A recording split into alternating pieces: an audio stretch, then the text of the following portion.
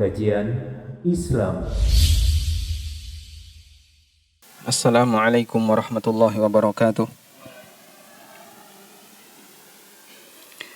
Alhamdulillahi rabbil alamin. Wassalatu wassalamul atammanil akmalani ala al-mab'uthi rahmatan lil alamin.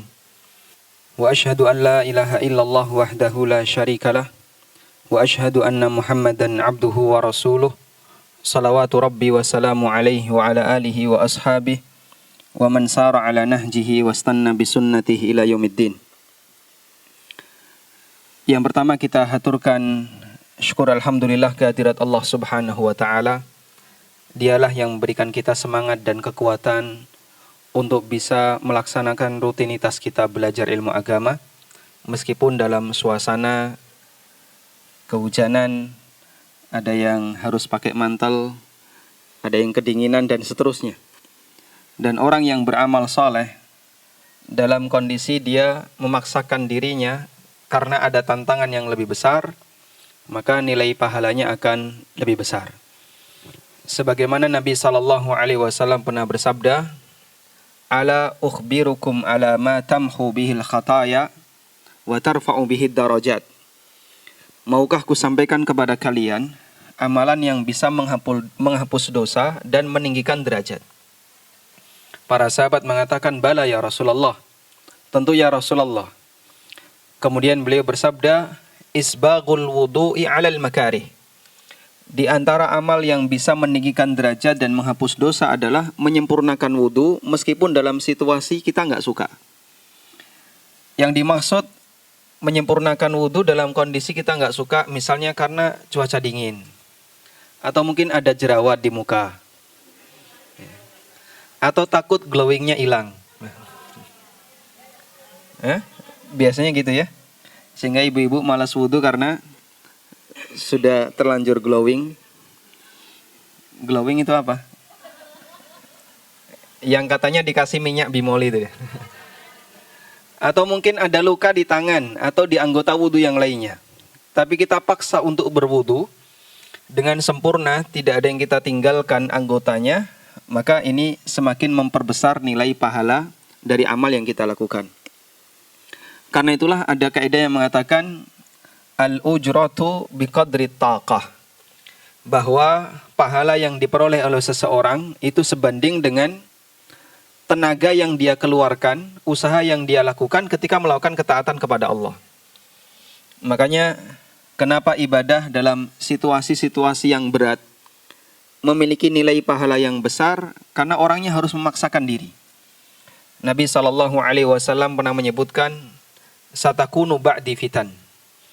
Akan ada banyak fitnah yang terjadi setelah aku meninggal dunia. Dan itu beliau sampaikan untuk menunjukkan kondisi umatnya di akhir zaman. Lalu beliau mengatakan, "Al-muta'abbitu fihim lahum ajru khamsina minkum." Orang yang komitmen dengan agama di tengah mereka, yaitu di kalangan umat akhir zaman, mendapatkan pahala 50 seperti pahala kalian. Para sahabat langsung angkat tangan, "Ya Rasulullah, bal minhum." Ya Rasulullah, 50 orang di antara mereka. Beliau mengatakan, "Khamsina minkum," 50 orang di antara kalian. Sehingga ada sebagian di antara hamba Allah yang diberi oleh Allah tingkatan pahala yang sangat besar, sampai mereka dikasih oleh Allah kuantitas pahala 50 pahalanya sahabat. Itu kan amalan yang luar biasa. Padahal kita kalau disuruh beramal dibandingkan dengan sahabat, nggak ada apa-apanya. Tapi kenapa ada orang yang dikasih seperti itu? Karena dia beramal di tengah umat manusia yang mereka jauh dari sunnah, jauh dari tauhid, jauh dari kebenaran, sehingga dia beda sendiri, yang tentu saja tantangannya lebih besar dibandingkan kalau orang itu beramal di tengah-tengah keramaian orang yang sedang beramal. Kita bisa saksikan sekarang ya. Misalnya ada orang yang berusaha untuk komitmen anti dengan riba, komitmen anti dengan harta haram, komitmen untuk tidak menerima suap. Kalau dalam sebuah pemerintahan, di sebuah lembaga, dia mungkin disingkirkan, dikucilkan oleh kawan-kawannya, karena dianggap mengganggu. Dan itu salah satu di antara contoh orang kalau komitmen dengan kebenaran terasa pahit di akhir zaman. Di masa salaf ketika banyak orang sedang berbuat taat, orang melakukan ketaatan terasa lebih ringan karena temannya banyak. Begitu semakin jauh dari zaman nubuwah, maka potensi maksiat itu semakin besar atau kecil? Semakin besar. Sehingga pelanggaran-pelanggaran yang ada di sana semakin besar. Pengakuan yang disampaikan oleh kawan-kawan saya, mereka yang sudah mulai hijrah, ingin meninggalkan harta haram, ingin meninggalkan harta yang bermasalah. Salah satu di antara efeknya adalah dia menjadi dikucilkan, bahkan infonya nanti akan dimutasi kemana, dipindahkan kemana, karena nggak ikut teman-temannya yang lain. Kata orang, kalau hari gini nggak ikut nimbrung dalam kegiatan maksiat, tampil beda sendiri, maka dia nanti nggak punya kawan. Dan itulah realita yang bisa kita lihat di zaman sekarang. Karena itulah hadirin yang dimuliakan Allah, berusaha untuk berjuang beda sendiri, tampil dalam masalah kebenaran di akhir zaman disebut oleh Nabi SAW ibarat menggenggam bara api. Nabi SAW pernah mengatakan, sayakunu fi ummati qaumun al-mutamassiku bidinihi kalqabidi alal jamri. Akan datang di tengah umatku satu kelompok masyarakat yang mereka banyak melakukan pelanggaran. Orang yang komitmen dengan agamanya seperti menggenggam bara api. Bara api itu kalau digenggam terasa panas, dan itulah kondisi sabar. Sabar itu sakit. Makanya disebut sobrun, yang artinya buah sabar. Buah sabar itu pahit rasanya, tapi nanti ketika dimakan memberikan pengaruh yang baik. Seperti jamu. Pahit ketika dikonsumsi, tapi efeknya bagus. Sehingga dia terasa panas, gak nyaman. Tapi kalau bara api ini dilepas, lambat laun akan mati. Maka seperti itulah kondisi umat di zaman sekarang. Kalau dia komitmen dengan agamanya, berusaha untuk memegang aturan Allah, terasa panas. Tapi kalau dia lepas, larut dengan arus masyarakat, ya akhirnya lambat laun agama yang ada pada dirinya akan setahap demi setahap meredup, bahkan waliyadzubillah bisa jadi sampai mati. Nah, ada satu fenomena yang aneh ya, yang terjadi di tengah masyarakat kita. Dan sebenarnya ini hanya cerita-cerita yang saya dapatkan dari kawan-kawan yang ketika mereka punya komitmen untuk hijrah. Mereka itu berpandangan seperti ini. Jadi nggak masalah kita mengambil harta haram, toh nanti kalau dizakati akan jadi suci kembali. Begitu ya. Karena zakat itu secara bahasa artinya apa? Suci. Sesuatu yang mensucikan. Dan bahkan itu Allah tegaskan dalam Al-Quran. Khudh min amwalihim sadaqatan tutahhiruhum wa tuzakkihim biha. Ambillah zakat dari mereka. Tutahhiruhum, yang zakat itu nanti akan mensucikan mereka. Wa tuzakkihim, dan membersihkan mereka. Lalu ada muncul anggapan, berarti kalau kita mengambil harta haram, kita mencari riba, mendapatkan riba, atau hasil suap, atau hasil haram yang lainnya. Terus nanti setelah kita kumpulkan, kita sedekahi, kita zakati, kita sumbangkan untuk masjid sebagian, sisanya kan jadi suci. Ya. Kok enak kalau kayak gini ya? Padahal hadirin yang dimuliakan Allah Subhanahu wa taala, Allah tidak akan pernah menerima sedekah dari harta yang haram. Nabi SAW pernah bersabda, Innallaha la yaqbalu salatan bighairi tahur, wala sadaqatan min ghulul. Sesungguhnya Allah tidak menerima salat tanpa bersuci. Orang salat nggak pakai wudu, sah atau batal? Batal. Tidak pakai bersuci, dia batal. Sebagaimana Allah tidak menerima sedekah dari hasil ghulul. Apa itu ghulul? Harta khianat. Kita bisa lihat ya. Sekarang hampir semua instansi yang isinya layanan. Misalnya layanan paspor, layanan KTP, layanan SIM, dan aneka layanan yang lainnya. Itu kadang nggak lepas dari yang namanya sogokan. Apalagi kalau sudah masalah perizinan. sertifikat tanah, sertifikat rumah, dan aneka jual beli yang nilainya besar. Barang keluar masuk negara, itu Masya Allah, tidak ada yang lepas dari yang namanya sogokan. Apalagi kalau sudah berurusan dengan pengadilan. Makanya saya sarankan kepada Bapak Ibu, mintalah kepada Allah pelindungan, jangan sampai berurusan dengan seperti ini. Sampai mati. Semoga kita tidak pernah berurusan dengan pengadilan, tidak pernah berurusan dengan yang namanya sogok-nyogok. Karena di samping ini merugikan kita ketika di dunia, karena ini kan sengketa. Bisa dipastikan nanti akan ada masalah besar ketika di akhirat. Yang disalahkan oleh syariat kita tidak hanya yang menerima sogok, termasuk yang nyogok. Sehingga kita berlindung kepada Allah, jangan sampai berurusan yang seperti ini. Selamat dari seperti ini tuh sangat bagus. Baik. Nah, ketika mereka menerima harta seperti ini, mereka punya anggapan, nggak masalah dikumpulkan, toh nanti kalau sudah banyak, kita sedekahkan, kita zakati, dan seterusnya. Nanti jadi suci. Ini pernah Allah ceritakan di surat Yusuf ya. Di surat Yusuf ayat 9. Jadi pandangan orang kalau kita sudah kaya, nanti dipakai haji kan dipanggil Pak Haji ya. Jadi sudah bersih, seperti bayi yang baru lahir dari rahim ibunya. Dia punya rencana untuk jadi orang soleh setelah maksiat. Rencana untuk jadi orang soleh setelah maksiat. Nggak apa-apa maksiat sekarang, nanti setelah itu kita tobat. Kalau tobat kan tobatnya diterima, terus kita tahajud, kita puasa, haji, insya Allah suci dari dosa. Subhanallah. Allah ceritakan di surat Yusuf ayat 9. Ketika saudaranya Yusuf, mereka mau membuat makar untuk membunuh Yusuf.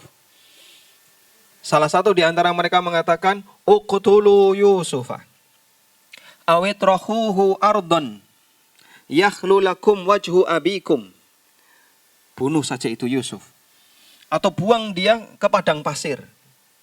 Nanti kan setelah dia mati, yang menjadi anak kesayangan itu tinggal kalian di hadapan bapak kalian. Wa takunu min ba'dihi qauman salihin. Nanti setelah kalian membunuh Yusuf, kalian akan bisa menjadi orang soleh. Masya Allah.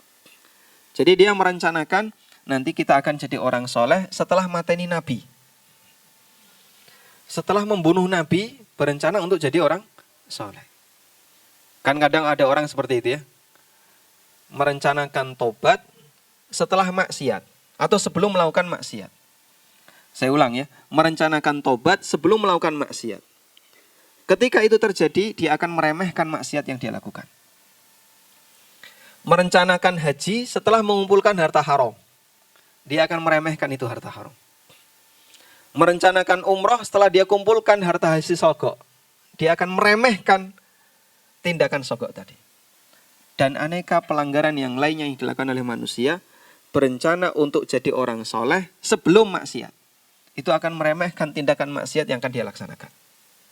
Ya. Ada orang misalnya tengah malam, ya, atau malam hari sebelum tidur, dia buka situs-situs yang nggak benar. Nanti setelah sholat subuh kan dosanya hilang.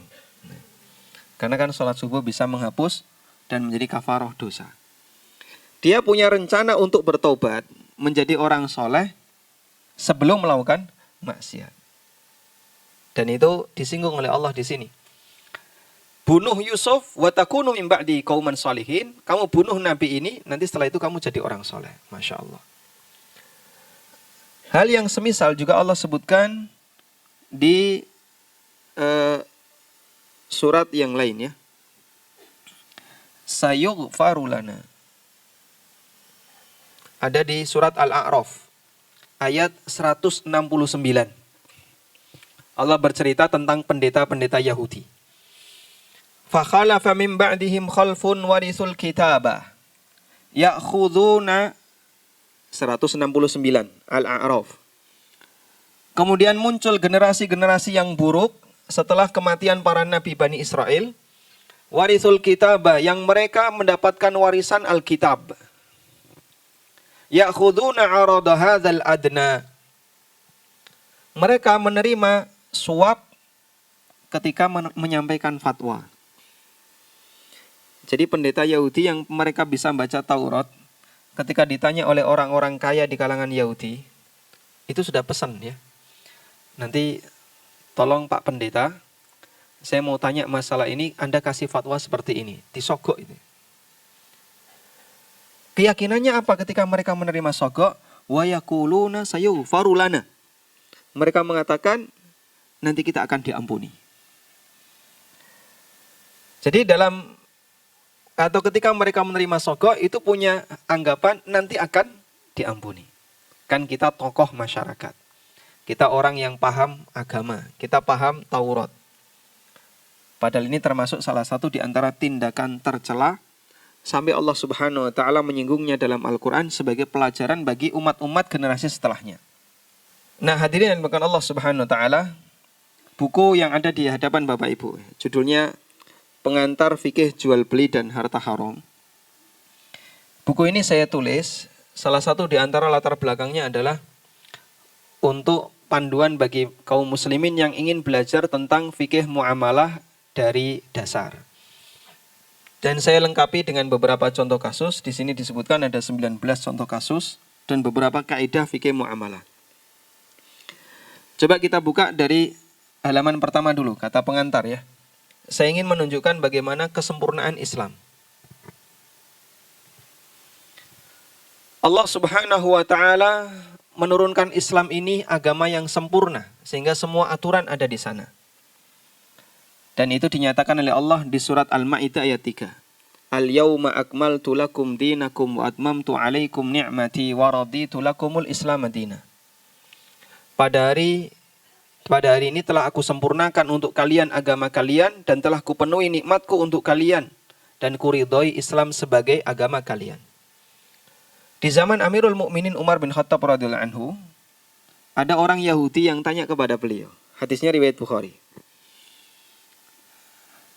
Ada di antara kalian sebuah ayat yang andaikan ayat itu turun di tengah kami, la ja'alahu idan. Niscaya kami akan jadikan waktu turunnya ayat itu sebagai hari raya. Lalu Umar bertanya, ayat apa yang kamu maksud? Kemudian Yahudi menyebutkan ayat ini, al-yawma akmaltu lakum dinakum, pada hari di mana aku sempurnakan agama kalian. Ini dalil bahasanya Yahudi itu tidak punya ayat ini dalam Taurat dan Injilnya. Jadi ahli kitab tidak pernah mendapatkan pernyataan dari Allah dalam Taurat maupun Injil bahasanya agama mereka telah sempurna. Itu artinya Allah turunkan agama mereka misalnya 80%. Kesempurnaan agama 100% baru diturunkan oleh Allah di zaman Nabi Muhammad SAW. Lalu Umar mengatakan, sungguh aku tahu hari apa ayat itu turun, di mana ayat itu turun, dan Nabi SAW lagi mengerjakan apa ketika ayat ini diturunkan. Baik, saya kasih catatan di sini ya. Dari pernyataan Yahudi tadi. Yahudi ini mengatakan, andaikan ayat ini turun di tengah kami, maka kami akan jadikan waktu turunnya ayat ini sebagai apa? Hari raya. Karena dalam fikihnya Yahudi, hari raya itu harus memiliki latar belakang sejarah. Maksudnya gimana Pak? Ya yang namanya hari besar itu kita mengenang apa? Ada peristiwa apa dulu? Kalau nggak ada peristiwa apapun, jangan dijadikan sebagai hari besar. Jangan dijadikan sebagai hari raya. Berbeda dengan fikihnya kaum muslimin. Dalam agama kita, hari raya itu yang menentukan siapa? Allah. Idul Fitri dan Idul Adha. Tanggal 1 Syawal dan 10 Dzulhijjah. Sehingga kalau kita ditanya, 1 Syawal itu kamu memperingati apa? Ada peristiwa besar apa di 1 Syawal?